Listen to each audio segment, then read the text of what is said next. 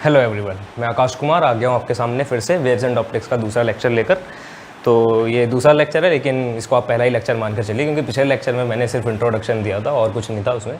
थोड़ा बहुत आपका वेव्स वगैरह के बारे में बताया। तो यही मेन लेक्चर है आपका, जहाँ से हम आगे वेव्स एंड ऑप्टिक्स की जो राह है हमारी वो शुरू करेंगे। ठीक है। तो वेव्स एंड ऑप्टिक्स में जो पिछला लेक्चर था मेरा, उसमें मैंने जैसे बताया आपको, अभी वेव्स के बारे में बताया था मैंने। वेव्स कैसी कैसी किस प्रकार की होती हैं, उसमें वेव वेक्टर वगैरह के बारे में बताया था, वेव फ्रंट के बारे में बताया था। तो जो मेरी ये लेक्चर सीरीज़ है, इसमें पूरा आपको फ़ायदा ये होगा कि जो टॉपिक्स मैं पढ़ाने वाला हूँ वो पहले ही आपको इधर लिख दूँगा, ताकि आपको और मुझे दोनों को फॉलो करने में थोड़ा आसानी हो। ठीक। तो ये हमारा शेड्यूल रहेगा, और मैं आपको कुछ बुक्स बता देता हूँ जो बुक्स में हम फॉलो करने वाले हैं। जो बुक्स हैं, सिर्फ एक ही बुक हम फॉलो करेंगे, वो है अजय घटक का इंट्रोडक्शन टू ऑप्टिक्स। तो ये हम फॉलो करेंगे, अजय घटक। सिर्फ ये बुक पढ़िएगा और कोई बुक पढ़ने की आपको ज़रूरत नहीं है, कोई दूसरी बुक पर जाने की ज़रूरत नहीं है। सिर्फ एक बुक पढ़िएगा और आपका पूरा वेव्स एंड ऑप्टिक्स तैयार हो जाएगा। ठीक है। सिर्फ इस बुक पर, और जो मैं नोट्स बता रहा हूँ वो, और जो हमारे इंस्टीट्यूट की जो सबसे बेहतरीन जो चीज़ है कि वो टेस्ट सीरीज़ आपको देता है। ठीक है। टेस्ट सीरीज़ जो कि पिछले साल भी आपका टेस्ट सीरीज़ अगर आपने देखी होगी, तो टेस्ट सीरीज़ में काफ़ी ज़्यादा क्वेश्चन आपके जो आईआईटी में जो क्वेश्चन है, वो जो आपके जैम में जो क्वेश्चन आए थे, वो टेस्ट सीरीज़ से बहुत ज़्यादा हिट किए थे। ठीक है।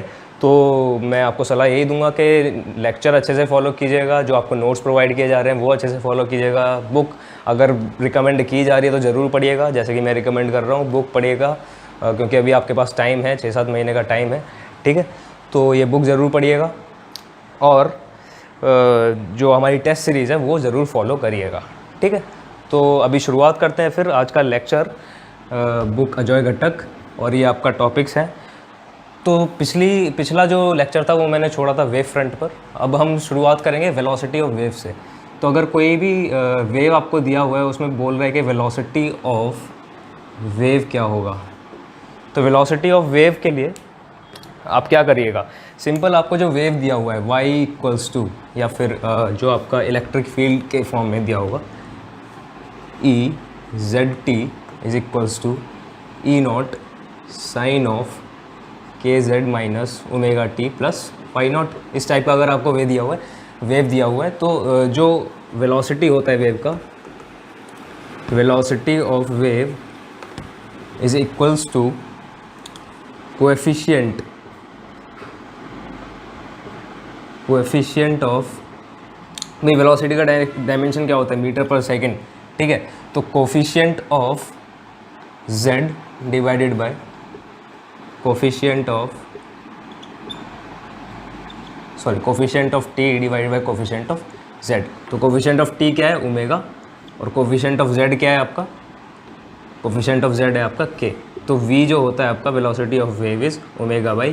तो किसी भी वेव में, कोई भी वेव आपका इस तरह का से दिया हुआ है, आपको वेलोसिटी ऑफ वेव निकालना है, तो सीधे सीधे आप क्या कीजिएगा, coefficient of t divided by coefficient of z, तो वही आपका वेलोसिटी ऑफ वेव होगा। इसमें आपका ग्रुप वेलोसिटी और फेज़ वेलोसिटी, आपका फेज़ वेलोसिटी के बारे में हम बाद में बात करेंगे।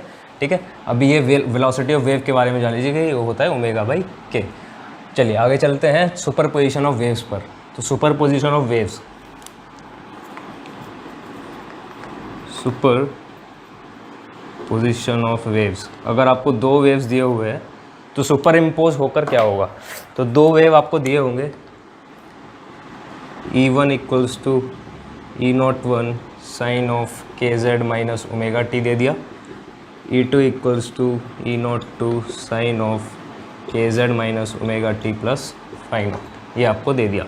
या फिर φ0 की जगह अगर आप फेज डिफरेंस डेल्टा लिख लेते तो अच्छा रहेगा। ठीक है। तो ये आपको दो तरीके के वेव दिए हुए हैं। तो जो हमारा जब वेव सुपर इम्पोज करते हैं तो वो एक तीसरा वेव बनाते हैं। ठीक है। तीसरा नहीं, मतलब एक रिजल्टेंट वेव हमारा निकलता है, जिसको हम रिजल्टेंट वेव बोलते हैं। रिजल्टेंट एम्पलीट्यूड जो होता है वो दोनों वेव्स के एम्पलीट्यूड का होता है सम। ठीक है। ये भी वेव है, ये भी वेव है, और जो हमारा रिजल्टेंट निकल कर आया है ये भी हमारा क्या है, वेव है। तो ये सारे वेव्स हैं।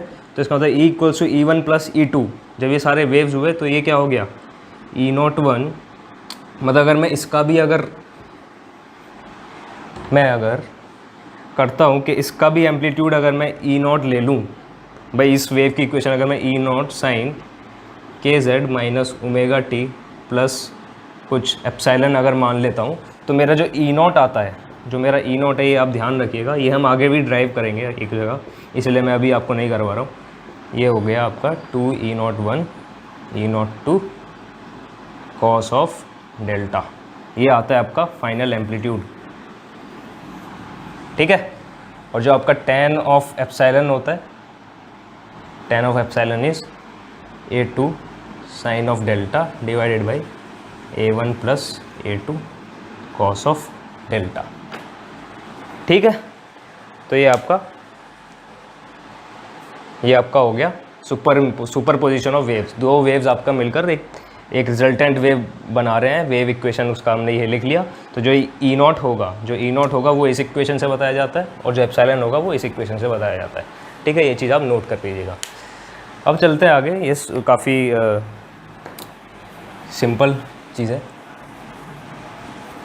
आगे देखिए, सुपरइम्पोजिशन में मैक्सिमम और मिनिमम इंटेंसिटी क्या होता है। भाई इंटेंसिटी क्या होता है, intensity I is proportional to amplitude का स्क्वायर, एम्पलीट्यूड का स्क्वायर होता है इंटेंसिटी, ठीक है। तो कोई भी अगर मैं वेव ले ली मैंने, अगर मैं E की बात कर रहा हूँ तो I is proportional to E square होगा, ठीक है। तो जब I is proportional to E square है और E हमारा E1 और E2 दोनों का सम है, ठीक है। E क्या है, E1 और E2 दोनों का सम है, तो I is proportional to E1 plus E2 का होल स्क्वायर, ठीक है। अगर मैं बात कर रहा हूँ मैक्सिमम इंटेंसिटी की, जिसे हम बोलते हैं कंस्ट्रक्टिव इंटरफेरेंस, कंस्ट्रक्टिव सुपरपोजिशन भी बोल सकते हैं इसको। कंस्ट्रक्टिव सुपरपोजिशन मतलब cos of delta is equals to 1, ठीक है। जब पार्ट डिफरेंस दोनों में क्या हो, मतलब कि डेल्टा इज इक्वल्स टू 0 या फिर बोल दो सीधे 2n pi, even multiple of pi. अगर हमारा phase difference even multiple of pi का है तो उसको बोलते हैं हम कंस्ट्रक्टिव सुपरपोजिशन या फिर कंस्ट्रक्टिव इंटरफेरेंस। तो उस केस में हमारी मैक्सिमम इंटेंसिटी आती है। मैक्सिमम इंटेंसिटी क्यों आएगी, क्योंकि I is proportional to E square and E is proportional to E not, ठीक है। तो I is proportional to E not square, तो E नॉट सबसे ज़्यादा कब होगा, जब कॉस डेल्टा हमारा 1 होगा, ठीक है। तो इस केस में जो I मैक्सिमम है हमारा, वो I मैक्सिमम आ जाता है, I maximum is proportional to E not 1 plus E not 2 का होल स्क्वायर, ठीक है। तो अगर मैं पहला जो वेव है मेरा, जो ये वाला वेव है, इसका इंटेंसिटी अगर मैं I1 मान रहा हूँ और इसका I2 मान रहा हूँ, तो I1 is proportional to E1 square, E not 1 square, I2 is proportional to E not 2 square, ठीक है। तो मतलब कि क्या हुआ, तो E नॉट 1 इज़ प्रोपोर्शनल टू क्या हो गया, under root of I1 and E not 2 is proportional to under root of I2, ठीक, का होल स्क्वायर। तो हमारा जो I मैक्सिमम है that is proportional to under root of I1 plus I2 का होल स्क्वायर, और I मिनिमम जो आएगा जिसको बोलते हैं हम डिस्ट्रक्टिव इंटरफेरेंस, डिस्ट्रक्टिव सुपरपोजिशन। तो I minimum is proportional to E not 1 minus E not 2 whole square, क्योंकि इस केस में क्या होता है, cos of delta is equals to 2n plus 1 pi by 2, ठीक है। Cos of delta is 2n plus 1 pi by 2 होता है इसमें, ठीक है। Cos of delta is sorry एक चीज़, 2n प्लस 1 पाई बाई 2 नहीं, कॉस ऑफ डेल्टा क्या होगा हमारा, कॉस ऑफ डेल्टा इज -1 होगा ना। कॉस ऑफ डेल्टा प्लस, जब -1 हो जाएगा वैल्यू तो सबसे कम इंटेंसिटी मिलेगा हमें। तो कॉस -1 कब होता है, जब हमारा मतलब डेल्टा हमारा क्या हो गया, पाई, डेल्टा पाई, 3 पाई, 5 पाई, ये सब होगा, ठीक है। मतलब कि odd multiples of pi.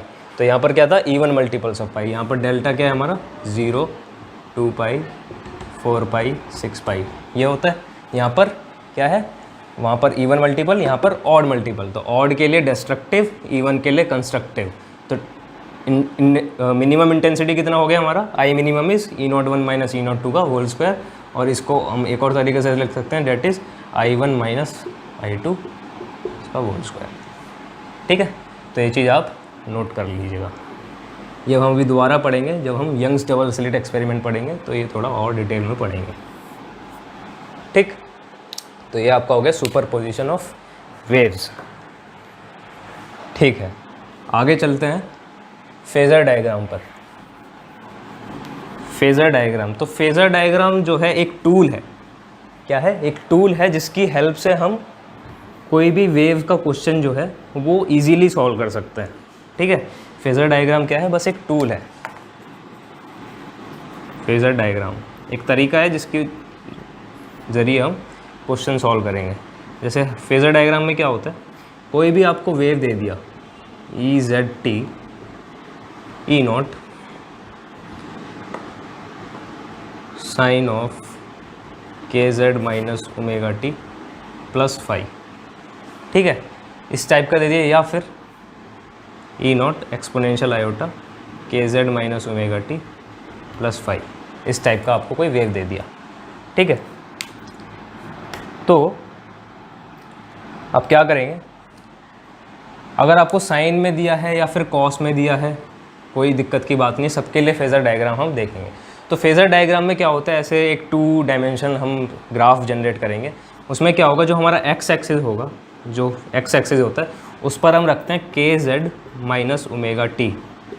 Reference के लिए के जेड माइनस ओमेगा टी हम रखते हैं। मतलब कि हम ये फेज़ को, जो हमारा इनिशियल फेज़ था, उसको हम के जेड माइनस ओमेगा टी उसको हम एक्स एक्सिस पर रखेंगे एज अ रेफरेंस। अब उसके ऊपर जितना भी हमारा फेज़ डिफरेंस बन रहा है, जितना भी हमारा बाकी का फेज़ बचा, उसको हम आगे प्लॉट करेंगे। ठीक है, और करने से पहले मान लो आपको साइन में दिया हुआ है, कोई भी साइन या कॉस में कोई वेव दिया हुआ है, तो सबसे पहले हम क्या करेंगे, उसको एक्सपोनेंशियल में कन्वर्ट कर लेंगे। यानी कि अगर sign k z minus omega t plus five दिया है तो उसको हम पहले ऐसे लिख लेंगे, ई नॉट एक्सपोनेंशियल आयोटा, और जो भी यहाँ है वो इसको यहाँ लिख लेंगे। ठीक है, ऐसे अगर कॉस में दिया होता तो कॉस वाले का यहाँ लिख लेते। ठीक है, अब अगला स्टेप ये है, स्टेप 2। ये स्टेप 1 था कि पहले एक्सपोनेंशियल की फॉर्म में लिख लिया उसको। स्टेप 2 है कि iota k z minus omega T, इसको अलग कर लिया और जो बाकी का बचा उसको अलग कर लिया। ठीक है, तो इसको अलग कर लिया और इसको अलग कर लिया। अब होता क्या है कि ये हमने रेफरेंस के लिए लिया था। अब जो हम प्लॉट करेंगे तो ये एक तरीके से कॉम्प्लेक्स ग्राफ होता है। जो आयोटा वाला जो टर्म है उसको हम यहाँ प्लॉट करते हैं। मान लो exponential iota phi, exponential iota phi क्या होगा, sine of phi plus iota sine phi plus cos phi. तो एक्सपोनेंशियल आयोटा फाई जो भी कुछ आएगा उसके हिसाब से हम यहाँ प्लॉट करेंगे। तो मैं एक एग्जांपल आपको करके दिखा देता हूँ। जैसे कि पहला एग्जांपल देख लो, उससे आपको अच्छे से समझ आएगा। y1 equals to 5 sign k z minus omega T. तो मैं क्या करूँगा, पहले इसको 5 exponential iota k z minus omega T मैंने लिख लिया। ठीक, लिख लिया। अब ये तो हमारा रेफरेंस था तो इसको हम टच नहीं करेंगे। बाकी का बचा हमारा 5 और आगे कुछ नहीं है। तो बस हम 5 हमारा क्या है, रियल क्वांटिटी, तो उसको रियल एक्सिस पर हमने ऐसे प्लॉट कर दिया। ये हमारा रियल क्वांटिटी, ये 5 आ गया हमारा। ठीक है, अब हमारा दूसरा वेव दिया हुआ है, मान लो y2 is equals to 10 sine k z minus omega t plus pi by 2। ठीक है, y2 is 10 sine k z minus omega t plus pi by 2। अब इस केस में क्या होगा, इसमें भी फिर से 10 exponential iota k z minus omega T को अलग कर लिया, एक्सपोनेंशियल आयोटा पाई बाई 2 इस फॉर्म में लिख लिया। अब इसको तो रेफरेंस के लिए लिया है हमने बस, तो 10 और exponential iota pi by 2। Exponential iota pi by 2 क्या होता है आपका, आयोटा। ठीक है, तो टोटल कितना बचा आपका, 10 आयोटा। ठीक, तो 10 आयोटा कहाँ आएगा, इधर आएगा। ये आ गया आपका 10 आयोटा। ये आयोटा वाली एक्सिस है, ये आ गया 10। ठीक, अब अगर आपका तीसरा वेव भी दिया है, तीसरा वेव आपका दिया है y3 is 10 sine k z minus omega t plus पाई। ठीक है, तो के z minus omega t plus पाई, तो इसको कहाँ करेंगे, अब इसको भी 10 exponential iota k z minus omega T और एक्सपोनेंशियल आयोटा पाई हो गया। 10 और एक्सपोनेंशियल आयोटा पाई, एक्सपोनेंशियल आयोटा पाई कितना होता है, -1। ठीक है, तो ये हो गया -10। तो -10 मतलब पीछे की तरफ आएगा ये इधर, तो ये आ गया आपका -10। ठीक है, तो अब क्वेश्चन में पूछा होगा कि तीनों का जो सम है, तीनों का जो रिजल्टेंट एम्पलीट्यूड है वो कितना है। ठीक है, तो रिजल्टेंट एम्पलीट्यूड निकालने के लिए हम क्या करेंगे, ये 5 है, ये 10 आयोटा है और ये -10 है। ठीक है, तो सिंपली इनका क्या कर देंगे, इनका वेक्टर सम कर देंगे। ठीक है, तो अगर मैं, ये होता है हमारा AY एक्सिस और ये AX एक्सिस, तो AX पर टोटल एम्पलीट्यूड कितना हुआ, -10 + 5, तो AX हमारा टोटल आ गया -5। ठीक, AY पर टोटल एम्पलीट्यूड कितना हुआ, 10, तो टोटल एम्पलीट्यूड कितना आ गया हमारा, √AX² + AY², तो ये हो गया हमारा कितना, 5 + 25 + 100, तो ये हो गया 5√5 टोटल एम्पलीट्यूड आपका ये आ गया।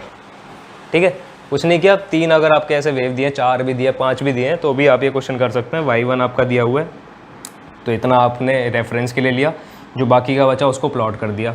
अगर रियल क्वांटिटी है तो रियल एक्सिस, ये आपका x एक्सिस जो है रियल एक्सिस है, y एक्सिस जो है वो इमेजिनरी एक्सिस है, तो रियल एक्सिस पर 5 प्लॉट किया, इधर आ गया।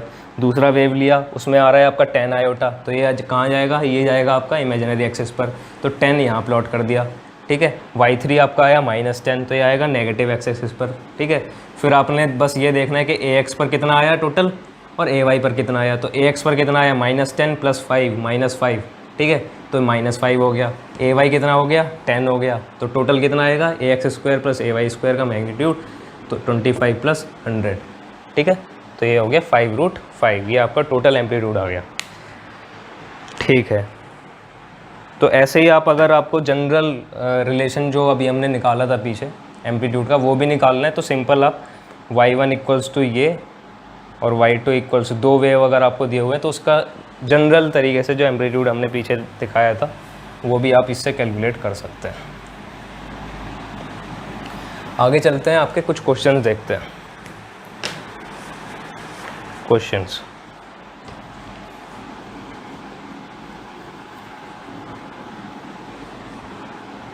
तो पहला क्वेश्चन है कि if 2 light waves having same frequency have intensity 4, intensity का रेशियो दिया हुआ है 4:1। 2 लाइट वेव हैं जिनकी फ्रीक्वेंसी सेम है, उनका इंटेंसिटी का रेशियो दिया हुआ है 4:1। The ratio of maximum to minimum intensity in the pattern will be. तो क्वेश्चन पहला, तो I1/I2 = 4:1। ठीक है, तो find ratio of maximum and minimum intensity. ठीक है, ये पूछा है, तो मैक्सिमम एंड मिनिमम इंटेंसिटी, तो I1 तो आपको पता है कि I max क्या होता है, √I1 माइनस प्लस √I2 का होल स्क्वायर, यही बताया था। और I मिनिमम क्या होता है, √I1 माइनस √I2 का होल स्क्वायर। ठीक है, तो इसका मतलब I maximum divided by I minimum क्या हो गया, √I1 प्लस √I2 का whole square divided by √I1 minus √I2 का होल स्क्वायर। ठीक है, इसको और सिंप्लीफाई करेंगे तो क्या आ जाएगा, √I1/I2 प्लस 1 √I1/I2 माइनस 1 का होल स्क्वायर। कुछ नहीं किया, √I2 से ऊपर नीचे डिवाइड कर दिया। ठीक है, तो ये I1/I2 आपको दिया हुआ है 4:1, तो इसका मतलब जो हमारा रिक्वायर्ड रेशियो है वो कितना हो जाएगा, √4 प्लस 1 डिवाइडेड बाई √4 माइनस 1 का होल स्क्वायर, तो ये हो गया 9:1। 2 + 1 3, 3 का स्क्वायर 9, 2 - 1 1, तो ये हो गया 9:1। ठीक, अब दूसरा क्वेश्चन है, if the ratio of maximum intensity to minimum intensity, ratio of maximum to minimum intensity, maximum और मिनिमम इंटेंसिटी का रेशियो दिया है आपको 144/81।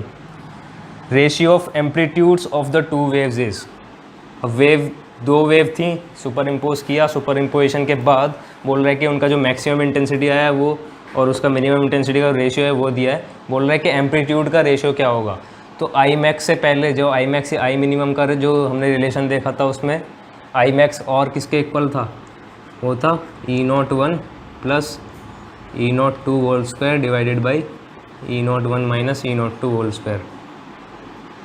ठीक है, I max by I minimum ये हुआ, आई मैक्स ये ऊपर वाला, आई मिनिमम ये नीचे वाला, तो आई मैक्स बाई आई मिनिमम ये है। अब ऊपर नीचे दोनों से E02 से मैं डिवाइड कर दूँ अगर, तो मेरा आ गया E01 divided by E02 plus 1 divided by E01 divided by E02 minus 1 का होल स्क्वायर।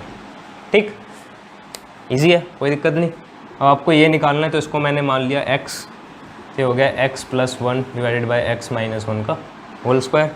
अब अंडर रूट लेंगे दोनों तरफ, तो ये आएगा 12/9 is equals to x plus 1 divided by x minus 1, तो ये हो गया 12x minus 12 is equals to 9x plus 9, तो 3x इक्वल्स टू 21, तो x आ गया 7, यानी कि रेशियो कितना आया, E01 डिवाइडेड बाई E02 का रेशियो आया 7:1। ठीक है, चलते हैं आपका तीसरे क्वेश्चन पर। तीसरे क्वेश्चन में बोला है if given phases are P1 equals to ये। अब आपका फेज़र डायग्राम से ये क्वेश्चन है और उसमें बोल रहा है कि गिवन फेज़र दिए हुए हैं उसने। अच्छा, एक और चीज़ मैं आपको बता दूं कि जब भी हम बोलते हैं कि y equals to a sine k z minus omega t plus phi, ठीक है, और मैं इसका फेज़र अगर बनाता हूं तो एक्सपोनेंशियल आयोटा फाई आ गया, exponential iota k z minus omega t आ गया। तो इसका जो फेज़र होगा उसको मैं लिखूँगा P A exponential iota phi. इसी को तो प्लॉट करते हैं, बस यही चीज़ प्लॉट कर रहे हैं, तो इसको बोलते हैं फेज़र। ठीक है, इसको तो रेफरेंस की तरह लिया हमने, तो इसको बोलते हैं फेज़र। तो बोल रहे हैं कि given phases, if the given phasors are, तो पहला फेज़र दिया हुआ उसने P1 is equals to A, दूसरा फेज़र दिया हुआ है P2 is equals to A/2 exponential iota theta, तीसरा फेज़र दिया हुआ है उसने P3 is equals to A/2 exponential minus iota theta. बोल रहा है find the variation of intensity, find the variation of intensity, intensity का वेरिएशन बताना है। ठीक है, तो कैसे होगा भाई, फेज़र दिया हुआ है, कुछ नहीं, वही प्लॉट करना है। तो फेज़र आपको जब दिया हुआ है तो आप सिंपली क्या करिएगा भाई, फेज़र भी क्या है, एक वेक्टर क्वांटिटी है ना, फेज़र भी क्या है, एक वेक्टर क्वांटिटी है। तो आप इसको ऐसे भी कर सकते हैं, इसमें क्या है, सीधे a है, तो a क्या है, एक रियल नंबर है, तो आपने a यहाँ डाल दिया। ठीक, A/2 एक्सपोनेंशियल आयोटा थीटा है, तो A/2 एक्सपोनेंशियल आयोटा थीटा, तो थीटा से इसको रोटेट करना है, तो एक ये आपका ये आ गया थीटा वाला। एक है A/2 exponential minus iota theta, तो वो ये आ गया, तो ये है A/2 एक्सपोनेंशियल आयोटा थीटा, ये है A/2 exponential minus iota theta. अब ये तीन वेक्टर हैं, तीनों को क्या करना है, हमें ऐड करना है। ठीक है, तो A/2 एक्सपोनेंशियल आयोटा, तो टोटल फेज़र आ जाएगा plus A/2 exponential minus iota theta plus A/2, तो ये हो गया A/2 exponential iota theta plus exponential minus iota theta होता है आपका twice of cos theta plus A/2, तो ये हो गया A cos theta plus A/2, तो ये आपका आ गया एम्पलीट्यूड आ गया ये। ठीक है, और अगर मैं यहाँ से A कॉस थीटा को क्या लिख दूँ, A कॉस 2 थीटा/2 लिख सकते हैं प्लस A/2, तो ये हो गया A, और यहाँ आ गया आपका 2 cos square थीटा/2 minus 1 plus A/2। ठीक है, तो अच्छा P1 आपका A था, ये सिर्फ A है, ये सिर्फ क्या है, A plus A plus A plus A, तो ये हो गया आपका A कॉस स्क्वायर थीटा/2, ये आपका आ गया फाइनल फेज़र, आ गया आपका रिजल्टेंट फेज़र। ठीक है, रिजल्टेंट फेजर जो कि हमने क्या निकाला था, ए जो था ना, ए था हमारा ax² प्लस ay²। तो यही चीज़ क्या है, ये p है, सेम ही चीज़ है, वहाँ a से दिखाया था, यहाँ p से, ठीक है। तो p इज़ a cos² θ/2। तो इंटेंसिटी क्या होता है, इज प्रोपोर्शनल टू अब ये क्या है, फाइनल वेव का एम्पलीट्यूड है, फाइनल वेव का एम्पलीट्यूड है। तो intensity is proportional to amplitude square. तो ये किसका कितना आ गया answer, a cos² a² cos² θ/2। तो find the variation of intensity, intensity ऐसे ऐसे वेरी होगा। तो यही आपका है। आगे चलते हैं, इंटरफेरेंस ऑफ लाइट, यहाँ से आपका जो है मेन शुरू होगा भाई, ठीक है। तो भाई इंटरफेरेंस क्या होता है, पहले से सबसे ये जानने की ज़रूरत है कि व्हाट इज़ इंटरफेरेंस। तो जब भी हमारे पास लाइट वेव्स होती हैं, जब भी हमारे पास लाइट वेव्स होती हैं और वो आपस में इंटरेक्ट करती हैं, ठीक है, तो हमें एक पैटर्न ऑब्जर्व होता है, ठीक है। लेकिन उस पैटर्न को ऑब्जर्व करने के लिए कुछ कंडीशन होती है। अगर वो कंडीशन सेटिस्फाई हो रही हैं तो हमें इंटरफेरेंस मिलता है, नहीं हो रही हैं तो इंटरफेरेंस दिखता नहीं है। इंटरफेरेंस हमेशा हो रहा होता है, लेकिन कैसे है मैं बताता हूँ। देखो भाई, इंटरफेरेंस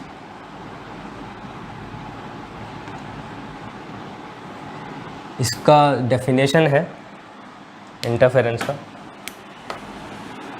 व्हेन टू और more than two waves superimpose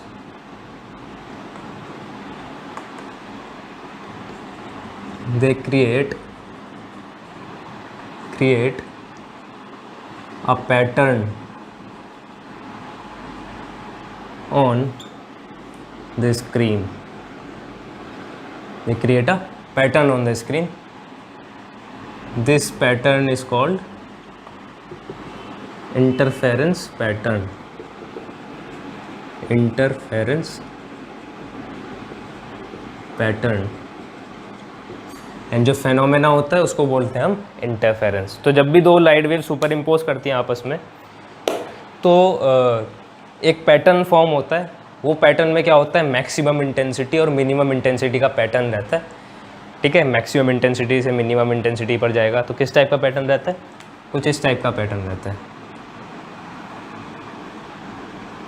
ठीक है। ऐसा पैटर्न रहता है, maximum intensity maximum intensity maximum intensity maximum intensity, कुछ इस टाइप के पैटर्न रहते हैं। कुछ होते हैं कि सारे एम्पलीट्यूड सेम भी हैं, ठीक है। कुछ होते हैं सिर्फ मैक्सिमम है, ये बीच का दिखेगा, सारे गायब हो जाएंगे। तो ऐसे पैटर्न्स मिलते हैं। ये जो सारे फेनोमेनाज है इनको बोलते हैं हम इंटरफेरेंस। जितने भी ये पैटर्न मिलते हैं इनको बोलते हैं इंटरफेरेंस पैटर्न, और जो फेनोमेना होता है उसके पीछे उसको बोलते हैं इंटरफेरेंस ऑफ लाइट। अब इंटरफेरेंस ऑफ लाइट होने के लिए, अगर आपको इंटरफेरेंस आपको अपनी आँखों से देखना है तो उसके लिए आपको चाहिए कोहेरेंट सोर्स। तो कोहेरेंट सोर्स होता है if the waves formed, if the path, if the phase difference between waves is constant। अगर फेज डिफरेंस कांस्टेंट है तो क्या होगा, जो सोर्स जिस उन वेव्स को बना रहा है, जो सोर्स उन वेव्स को बना रहा है जिनके बीच में फेज डिफरेंस कांस्टेंट बना हुआ है, तो उस सोर्स को बोलते हैं हम कोहेरेंट सोर्स, ठीक है। और इनकोहेरेंट सोर्स होता है, इनकोहेरेंट सोर्स होता है वो सोर्स जो वेव्स एमिट कर रहा है उसमें फेज डिफरेंस कांस्टेंट नहीं है। यानी कि फेज डिफरेंस जो डेल्टा है यहाँ कांस्टेंट है, लेकिन इनकोहेरेंट सोर्सेज में डेल्टा जो है वो टाइम का फंक्शन होता है, ठीक है। मतलब time to time phase difference change हो रहा है आपका, ठीक है भाई। तो time to time phase difference change हो रहा है का मतलब क्या है कि पहले दो वेव्स आए, ठीक है, उनके बीच में फेज डिफरेंस मान लो पाई का था, फिर उसने दो वेव्स आए दोबारा, ठीक है, तो उनके बीच में फेज डिफरेंस π/2 का था, किसी और टाइम पर आए तो π/4। ऐसा कुछ फेज डिफरेंस अगर टाइम के साथ वेरी कर रहा है तो उसको, उस सोर्स को बोलते हैं हम इनकोहेरेंट सोर्स। तो इसमें डेल्टा कांस्टेंट रहता है कोहेरेंस में, इसमें रहता है delta not constant with time. तो अगर आपके पास फेज डिफरेंस कांस्टेंट है, ठीक, तो आपको क्या मिलेगा, एक पैटर्न मिलता है। वही जो मैंने अभी आपको बताया, मैक्सिमम इंटेंसिटी और मिनिमम इंटेंसिटी का एक पैटर्न मिलता है स्क्रीन पर, उसको बोलते हैं हम इंटरफेरेंस पैटर्न। ठीक है, तो कोहेरेंट सोर्स है तो फेज डिफरेंस कांस्टेंट बना हुआ है, तो वो आपको पैटर्न दिखता रहेगा। ठीक है, जैसे लेज़र्स में होता है, लेज़र में क्या होता है कि कोहेरेंट सोर्स होता है, लेज़र क्या है, एक कोहेरेंट सोर्स है। ठीक है, तो जब लेज़र को हम कोई स्प्लिटर से जब स्प्लिट से पास करवाते हैं तो एक पैटर्न मिलता है जो आपको दिखता है कि अच्छा मैक्सिमम इंटेंसिटी, मिनिमम इंटेंसिटी, ऐसा आपको पैटर्न दिखता है। ठीक है, लेकिन इनकोहेरेंट सोर्स में क्या होता है, आपको पैटर्न नहीं दिख पाता। पैटर्न क्यों नहीं दिख पाता, क्योंकि टाइम के साथ जो है आपका फेज डिफरेंस है वो चेंज हो रहा है। ठीक है, तो मतलब पैटर्न तो बन रहा होगा लेकिन टाइम के साथ वो सारा पैटर्न जो है चेंज हो रहा होगा। मतलब पहले कभी ऐसा इधर इंटेंसिटी पैटर्न आया ऐसे, फिर कभी ऐसे इंटेंसिटी पैटर्न आया, फिर कभी यहाँ मैक्सिमम इंटेंसिटी, ऐसे कुछ पैटर्न आ गया। तो ऑन एन एवरेज जो है आपको सिर्फ ब्राइट लाइट दिखती है, या फिर जिस लाइट का आपका सोर्स है वो सारा सोर्स ऐसे यहाँ लाइट दिखती है। जैसे कि आपका बल्ब ले लो, अगर बल्ब ले लो तो बल्ब में क्या होता है कि एक इनकोहेरेंट सोर्स होता है वो। ठीक है, तो इनकोहेरेंट सोर्स इसीलिए क्यों होता है, क्योंकि आप उसमें इंटरफेरेंस पैटर्न नहीं देख पा रहे हो। ठीक है, उसमें जो फेज डिफरेंस है वो कांस्टेंट नहीं बना हुआ है, फेज डिफरेंस टाइम के साथ चेंज हो रहा है। तो बहुत सारे इंटरफेरेंस पैटर्न बन रहे हैं और सारे मर्ज होकर क्या दिखा रहे हैं, सिर्फ एक कि ये तो सिर्फ एक ब्राइट लाइट है, बस इतना दिखा रहा है। ठीक है, तो उसको बोलते हैं हम इनकोहेरेंट सोर्स। जो आपका नेचुरल सोर्सेज होते हैं जैसे सनलाइट हो गया, ये सारे क्या हैं, इनकोहेरेंट सोर्सेज हैं, इनसे आप इंटरफेरेंस पैटर्न नहीं बना पाएंगे। ठीक, अब कोहेरेंट सोर्स बनाने के तरीके, how to produce coherent sources. तो पहला तरीका है, ये है how to produce coherent source. तो पहला है आपका डिवीज़न बाय वेव फ्रंट। आप क्या करते हैं, वेव फ्रंट को दो भागों में तोड़ देते हैं। जैसे कि एक पॉइंट सोर्स मान लिया आपने, ये सोर्स है और ये ऐसे एक क्या देगा, स्फेरिकल वेव फ्रंट ये ऐसे दे रहा है। ठीक है, तो आप क्या करेंगे, यहाँ पर एक आपने डबल स्लिट लगा दिया। ठीक है, तो जब डबल स्लिट लगा दिया तो ये जब वेव फ्रंट यहाँ टकराएगा, ठीक है। अब वेव फ्रंट क्या होता है, वेव फ्रंट का डेफिनेशन में ही क्या है कि वेव फ्रंट के सारे पॉइंट जो हैं वो सेम फेज़ में वाइब्रेट करेंगे। ठीक है, सेम फेज़ में ऑसिलेट करेंगे। तो मतलब कि इसमें और इसमें फेज़ डिफरेंस जो होगा वो कांस्टेंट बना हुआ होगा या ज़ीरो होगा। ठीक है, तो ये वेव फ्रंट है। ये जब यहाँ ये स्लिट्स हैं आपके दो, स्लिट S1 स्लिट S2, तो जब वेव फ्रंट ये स्लिट से टकराएगा ऐसे, तो यहाँ से दो सोर्स बन जाएंगे, मतलब ये सेकेंडरी सोर्स आपके दो बन जाएंगे। ठीक है, तो जो यहाँ से जो वेव्स निकलेंगे, इनसे जो वेव्स निकलेंगे वो क्या होंगे, आपके कोहेरेंट वेव्स होंगे। इनमें जो फेज़ डिफरेंस होगा वो कांस्टेंट होगा, क्योंकि ये दोनों सेम वेव फ्रंट से बने हुए हैं। और एक वेव फ्रंट खुद में क्या है, एक कलेक्शन ऑफ पॉइंट्स है जो कि सेम फेज़ में वाइब्रेट कर रहे हैं। ठीक है, तो सारे पॉइंट जितने भी इस वेव फ्रंट पे हैं वो सारे सेम फेज़ में वाइब्रेट कर रहे हैं। तो जब ये स्लिट से टकराएगा तो जो वेव्स निकलेंगी वो भी सेम फेज़ में होंगी। ठीक है, तो ये होता है डिवीज़न बाय वेव फ्रंट। ये किस में आता है, पहला आप देखेंगे यंग्स डबल स्लिट एक्सपेरिमेंट में आप देख लेंगे, दूसरा आपका लॉयड्स मिरर में देख लेंगे। ठीक है, और फ्रेस्नेल बाइप्रिज्म, तो जो आपके आगे पढ़ाएंगे हम, फ्रेस्नेल बाइप्रिज्म। तीसरा है आपका लॉयड्स मिरर। ठीक, आगे आपका दूसरा मेथड है डिवीज़न ऑफ एम्पलीट्यूड। तो उसमें क्या करते हैं, आप एम्पलीट्यूड को तोड़ देते हैं। तो ये ज़्यादातर कब होता है, रिफ्लेक्शन और रिफ्रैक्शन में। तो दूसरा है आपका division by amplitude, division by amplitude. तो डिवीज़न बाय एम्पलीट्यूड में ये आपका मान लो ये एयर है, ये वाटर है, ये फिर दोबारा एयर है। तो ये ऐसे आपका एक वेव आया, रिफ्रैक्ट हुआ, फिर दोबारा ट्रांसमिट हो गया, यहाँ से ऐसे रिफ्लेक्ट हुआ था और फिर यहाँ से दोबारा रिफ्लेक्ट हुआ और ये फिर दोबारा ऐसे ट्रांसमिट हो गया। यहाँ से कुछ ट्रांसमिट हुआ और यहाँ से भी कुछ ट्रांसमिट हुआ। ठीक है, तो ये है आपका रिफ्लेक्टेड और ये है आपका ट्रांसमिटेड। तो जब भी रिफ्लेक्शन होता है ना, तो एक फेस चेंज हो जाता है। तो यहाँ आप देखेंगे यहाँ पर एक पाई का फेस चेंज हुआ होगा, यहाँ पर दोबारा जब रिफ्रैक्शन होता है तो वो कंडीशन होती है कि हाई डेंसिटी से लो डेंसिटी में जा रहा है या लो डेंसिटी से हाई डेंसिटी में जा रहा है, तो फेस चेंज होगा या नहीं होगा। जब भी लो डेंसिटी से हाई डेंसिटी के इंटरफेस पर हमारा लाइट रिफ्लेक्ट होती है तो उसमें पाई का फेस डिफरेंस आ जाता है, ठीक है। तो मतलब कि एयर से वाटर में अगर जा रही है और रिफ्लेक्ट हो रही है तो यहाँ पाई का फेस डिफरेंस आएगा। वाटर से एयर में जा रही है तो पाई का फेस डिफरेंस नहीं आएगा, ठीक है। रिफ्रैक्शन में जब भी high density to low density जाती है तो पाई का फेस डिफरेंस आ जाता है। तो मतलब कि यहाँ पाई का फेस डिफरेंस आया और यहाँ भी पाई का फेस डिफरेंस आएगा। तो मतलब कि ये सेम जो आपका एम्पलीट्यूड आ रहा था, अब ये एक कांस्टेंट फेज उसमें जनरेट हो जाएगा, ठीक है।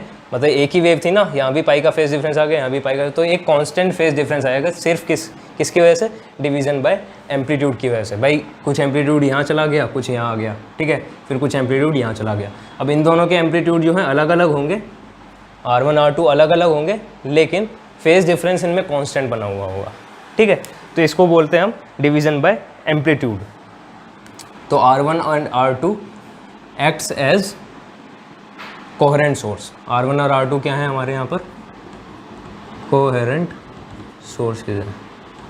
मतलब अगर आप यहाँ पर कहीं कुछ एक्सपेरिमेंट करोगे तो आपको इंटरफेरेंस पैटर्न मिल जाएगा इन दो वेव्स की हेल्प से, ठीक है। अब ये कहाँ कहाँ यूज़ करते हैं हम, पहला है आपका माइकलसन्स इंटरफेरोमीटर, माइकलसन्स इंटरफेरोमीटर। दूसरा आपका यूज़ होता है ये न्यूटन्स रिंग्स में, न्यूटन्स रिंग्स।